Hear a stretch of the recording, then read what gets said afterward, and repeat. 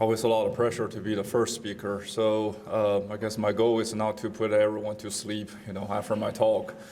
And also, I've been told every time when I get a podium, I speak too much. So I told our peanut folks that this year I made a New Year resolution. One of my New Year resolution was to finish talk on time. So let's see if it's going to happen today or not. All right. So long story short, I got a lot of slides. Just want to show y'all some of the projects we did in the past, and also give everyone some ideas of what we can do with the spray drone, because it's relatively new technology, and also there's so much interest out there. I'm not going to show a lot of data. If you know me, you know I do create a lot of data, but I don't like to show a lot of data in the extension meeting, because that's the most effective way to put people in sleep, after 10, 20 minutes. So most of the farmer believe seeing is believing. So that's what I'm doing here. You see everything I see. If it works for me, it should work for you. If it doesn't work for me, it doesn't work for you. So I said I've been working for extension for almost 10 years. It's not a real long time, but I get to recommend products every day, because I still recommend a lot of herbicides. I don't have a problem to recommend products or technologies and whatever. Some salesman is going to make a profit, unfortunately. Well, fortunately and unfortunately, but I do have to make sure the technology and the product works for us. So that's basically what we do here. Efficacy evaluation, that's the number one thing, so it has to work. So after we get a spray drone, the learning curve is pretty steep. You do have to expect that first 2-3 months you're gonna make a lot of mistakes and to do some pretty sloppy jobs. That's basically what we did. The first time when we tried this thing out at Nick McMicken's farm in central Alabama, northeast Alabama, we were not even sure what we were doing. So everything we did was wrong. So this was the first on-farm test that we did that showed really good results. Most of the work you see come from farm. Minimum acre that we spray for per plot is about 5 acres. So everything we do, we try to simulate what farmers do. And also, these spray drones are golf cart size. You can't use them to spray small plots, and these are not made for small plots anyway. All right, so this was done at Autauga Farming Company. So my friend Drew Winland allowed me to use his weeds to do the trial here. You can see mare's tail about knee high. That's untreated. In between, this is where we sprayed and versus where we didn't spray, and that's the treated side. We use Roundup and the Sharpen, which is one of my favorite burn down chemical. I successfully forgot to bring methylated seed oil on that day. So if I have a methylated seed oil, the control probably could be even better. All right, but still, even without a methylated seed oil, you can see the non-treated check versus treated side. The difference is pretty significant after 10 days. Also, from the sky, I can tell where the weeds are. All right, so a lot of people ask, can you identify the weeds from the sky? I said it depends on how low you fly. I flew this job at 300 feet. So I cannot tell you what type of weed that is. That's likely a mare's tail, but I can tell you where the weeds are. All right, so this is where we didn't spray, and that's where we sprayed. So that's the difference right there. All right, and then we did a burn down job at a field nearby Lee County. Actually, a farmer sits here, Mr. Gary Dixon. He sits here himself. So we sprayed his field, and he has a cover crop in this field. This is the day of application. You can see the cover crop along with our favorite burn down weed, wild radish, out there. Somebody argued wild radish is a free cover crop for us. I don't necessarily disagree with it. It's better than having nothing and lose all the soil, So lots of wild radish out there. This is a day of a burn down, all right? And they typically look about that size. This was, March, early mid-March-ish, all right? And then that's the same spot. I started from the telephone pole. Somebody asked, is power line gonna be a problem? No, if you know what we're doing, we were able to spray around it just fine. I didn't leave a spot untreated. All right, so I stood at the same location and took a video of 360. That's 10 days after application. Gary can prove that this is the field that I use and I sprayed. I don't think he needs to respray this for whatever reason. All right, so this one worked out really well. And also I used a real high efficiency setting when we sprayed this field because there was no wind. I was able to cover about 50 acres per hour with that efficiency with one drone.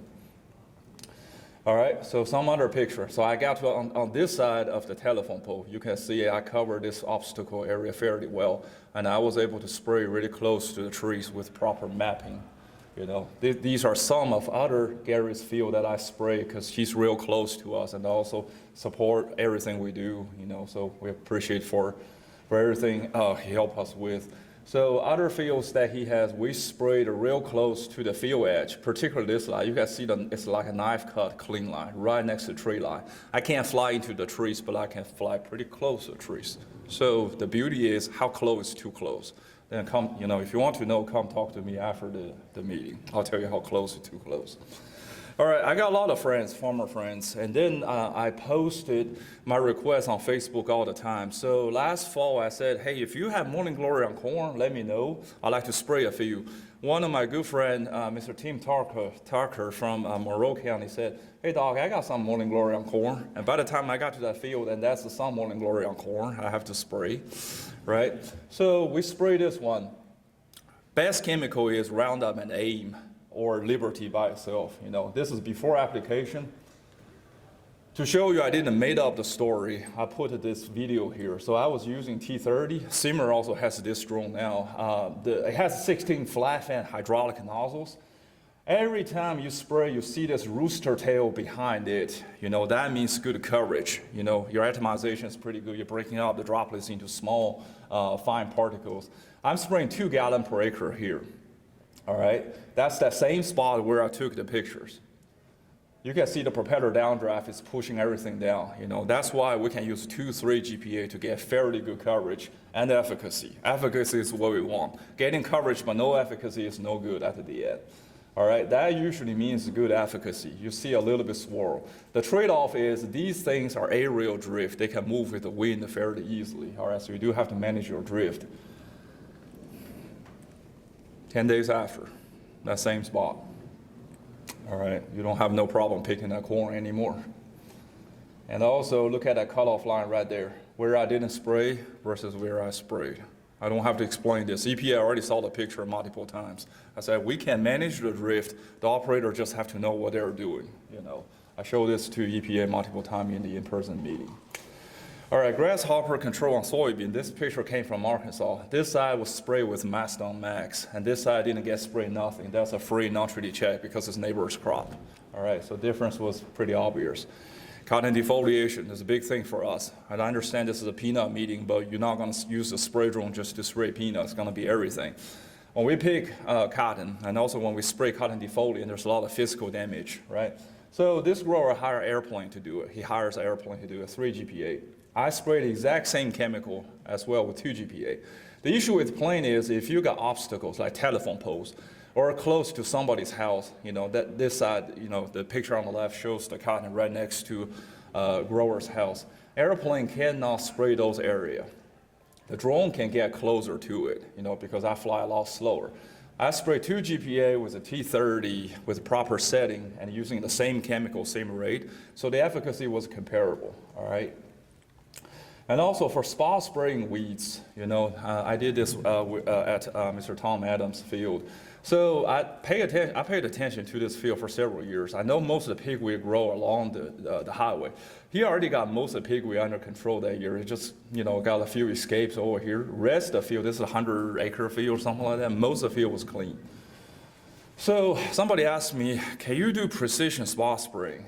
I said, to some extent. It's not as precise as I like, but if you look into the box I drew over here, you know, this is about 5-acre box. If you look inside the box, you can tell the cotton real easy because they grow on the rows. You can tell the pigweed in between the rows real easy as well. But if you look outside that box, it looks fairly clean. So this is the basis how we do precision spot spraying, where the weeds are. All right. Liberty ammonium sulfate strike force, 2 GPA, that's how it looks. All right, we fried the pigweed pretty good. They probably still will be alive if we don't spray them again. But relatively speaking, they look fairly good versus, if you use a ground sprayer, only burn the top off. I think Mr. Tom sprayed Ingenia afterwards, kill most of these pigweed. All right, so focus on peanut a little bit. Some growers use Gramoxone, so it's a love and hate relationship, It does clean up the weeds, but it hurts your peanut. We just had this conversation this morning where you spray Gramoxone, you can see a delay of canopy overlap. So we spray this at a headland. All right, this is on-farm trial as well. Grower sprayed this mix using his ground sprayer, 15 gallon per acre. Picture was taken 3 days after application. Everything looks real uniform, all right? That's what we want with application. And then take a closer look of the dead weeds, the peanut burn, and everything. It all looks good, Him and I worked out that recipe, and he sprayed it. I sprayed the same thing, same rate with a drone, only using 3 gallon per acre. That's 3 days after application. You can tell I have some unevenness there, Greener peanuts versus more injured ones, like greener peanuts versus more injured ones. Because when you spray with a drone or airplane, your consistency is a little bit lower. So that's the problem with spraying Gramoxone. And also drift is another problem. Weed control-wise, it was mostly similar. It was mostly similar compared to the ground sprayer. All right, grasses. Grasses are getting bigger and bigger headache for us. I have multiple fields I struggle with the grasses, and I had a failed trial and also had other issues because after I sprayed Gramoxone, it didn't kill the grasses, So that's something we'll keep looking into. But if you look at the NDVI images, so I flew the both field. This field was sprayed by the ground rig. This field was sprayed by the drone. Red indicates higher green pixels, which means healthier plants. This is my non-treated check because it's so close to people's house. I don't want to drift Gramoxone to their house. So that's a non-treated check. It's significantly redder. Where I spray 300 micrometer or 500 micrometer size droplets, it don't matter. You can see the green, you can see the red streaking here, red streaks. That means my application wasn't very consistent versus the ground rig. Consistency was higher. And also you can see every turns this drone make at the bottom of the field, So that's something we have to keep working on. But another thing that we found out, which corresponds to our previous results, is ground sprayer sprayed session, NDVI value was the lowest, 0.453. Lower NDVI means most unhealthy plants, all right? And then the drone sprayed area, NDVI was a little higher, 0.533, which means the drone didn't cause that much damage at a 3 GPA versus 15. We saw that last year with Reflex, spray on top of soybean. Untreated check has the highest NDVI, 0.631, all right? Peanut fungicide. So we sprayed this 5 shots of fungicide last year at 2 farms, So this picture came from Gary's farm nearby Lee County. We use Agris T30 at a 2 GPA spray. This is after the 4th application of fungicide after we sprayed. So this is the 5th fungicide in total. I missed the first shot. So Gary sprayed the first shot with the ground rig. I still got a little bit of leaf spot here and there. Dr. Kimrai can pinpoint what type of leaf spot that is. To me, that black thing is no good. We try to reduce it as much as we can. This is the ground sprayer section with 15 GPA. They're still there. So visually speaking, it's very difficult to tell the difference. We have finished our 2nd application at Gary's field and also in another field in Columbia, Alabama, this year. So we're repeating this with the funding provided by National Peanut Board and Alabama Peanut Grower Association. So the goal is to spray all the fungicide this year with the drone or area application at 2 GPA and compare to a ground rig for efficacy. So far, we haven't seen a lot of difference. All right, airplane. I don't know how many of y'all have corn, but you're gonna have to spray something to keep the fungus off the corn. And also people would add a bifenthrin insecticide and a foliar, all right? All right, that's the application test. We were spraying fluorescence dye. And this thing is doing the same thing, just on longer rows, all right? This is a Kayla Trout's field, in Early County, Georgia. You can see the propeller downdraft is pushing the corn down versus that airplane flew over top of the corn. There's not a lot of wind going on because they fly too fast. This is a major difference between the fixed-wing aircraft versus rotary drone or similar to mini helicopter, So we have way slower travel speed, but more pushing force, pushing that corn down. So does this translate into better canopy penetration and more fungicide into the corn canopy? That's something we're trying to answer, all right? Simmer had a similar trial this year, I know. So last year, we sprayed a dye on top of the corn, and you can see the droplets, from that pink dye. We washed the pink dye and analyzed it, so we cut a whole year leaf off. This year, we decided to do a little bit easier job. So we put a water-sensitive paper out and a piece of plastic milo cards to catch the dye. So we extract the dye off the milo cards. Still very precise. All right, these are the only data I'm going to show, and I haven't showed it to anybody else. I'm going to have a corn fungicide application training on Zoom next week.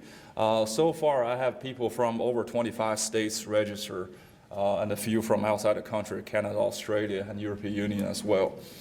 So just to let you preview the data a little bit. So the data came from our first application in June 2023. That's the right timing to spray this field. Canopy was real full.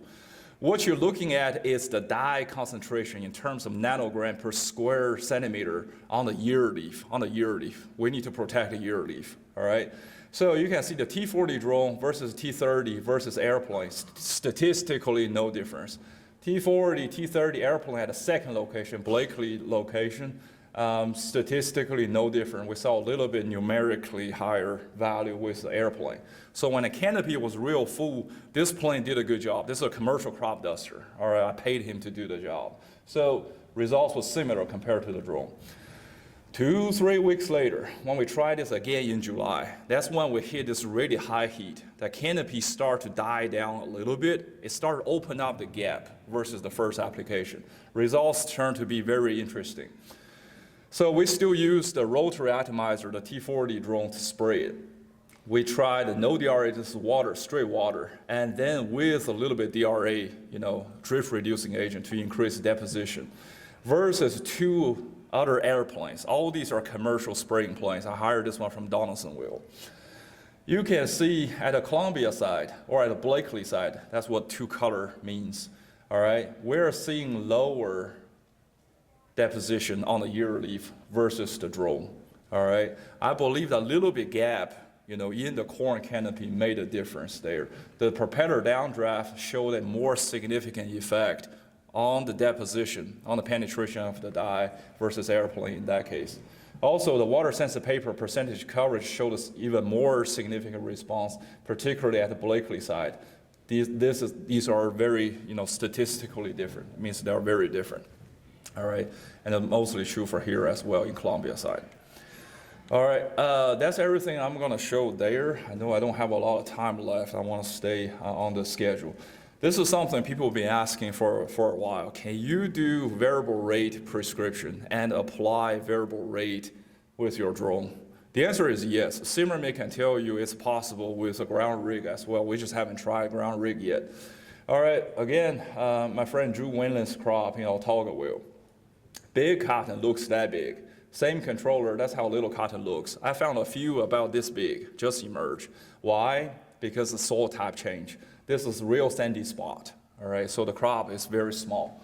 So ideally, you want to pick them differently, put out a PGR differently, all right? So good spot and not good spot.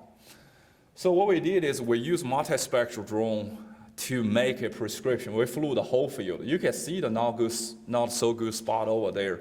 We made a prescription based on the cotton growth, and I can assign different rates to different zones. And then I export a prescription, spray with the drone. We put a water-sensitive paper on top of big and small cotton just to verify what we see. So in this test, we only spray water.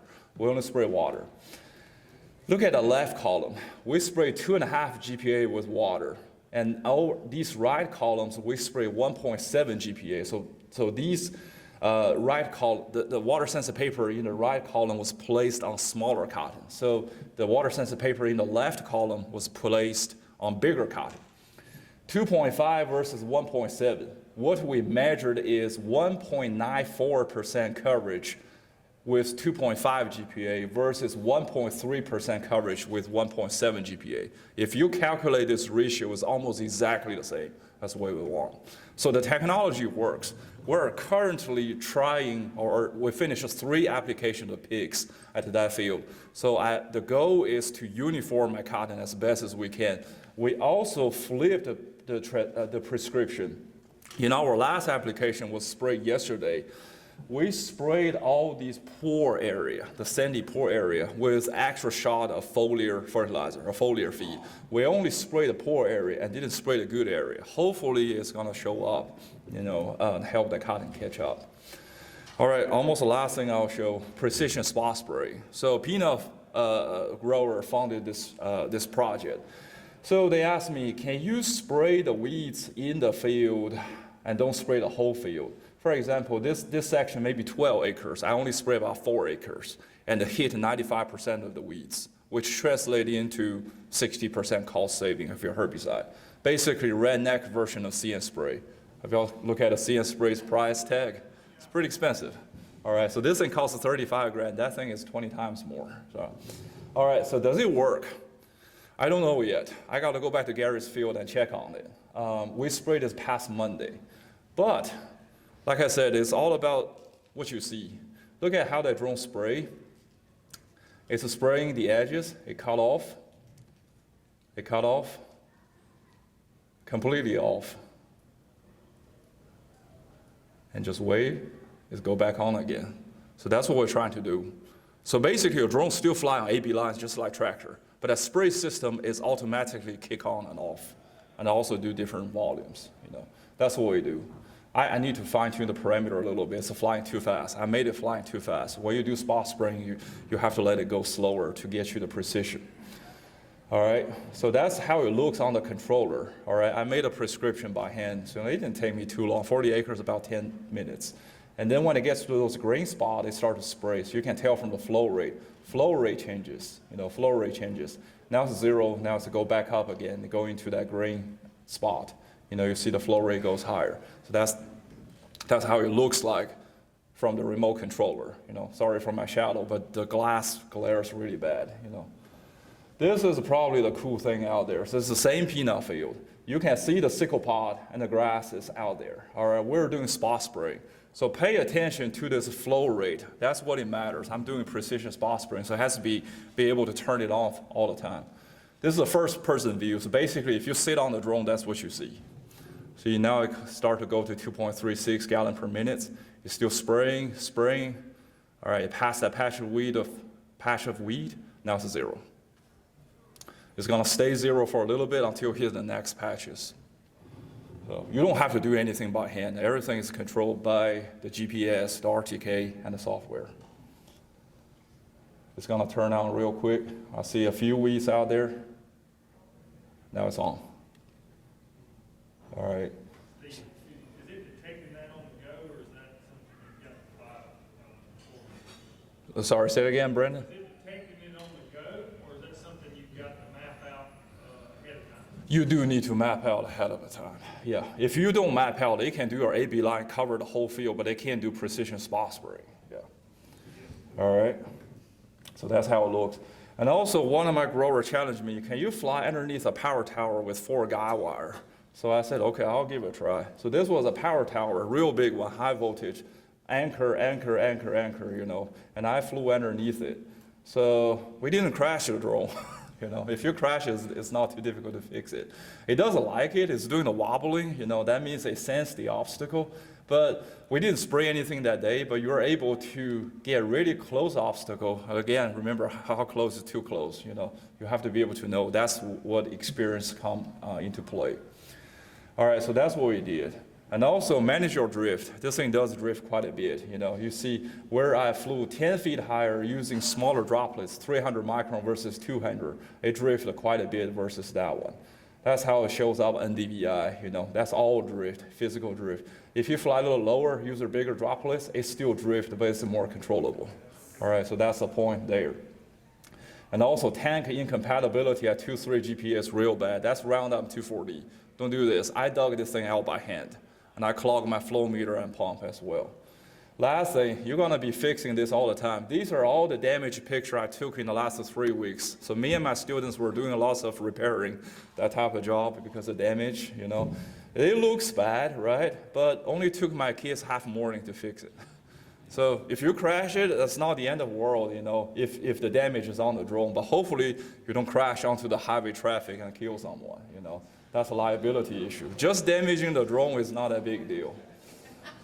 All right, again, last thing, we do need to fly legally. All right, there's a bunch of certificates you need to get from FAA. If you start a drone business, FAA is your best friend, you know, to slow you down a lot of cases, and the business insurance, pesticide license, and everything, you know. All right, again, I appreciate the funding from Alabama County Commission, Peanut Grower Association, National Peanut Board, and also our Wheat and Feed Grain Committee. My email is listed here. You can find my phone number online and also a Facebook group. We got a lot of people, 15,000 people over there. You can find a real experienced operator over there to ask questions. All right, thank you all.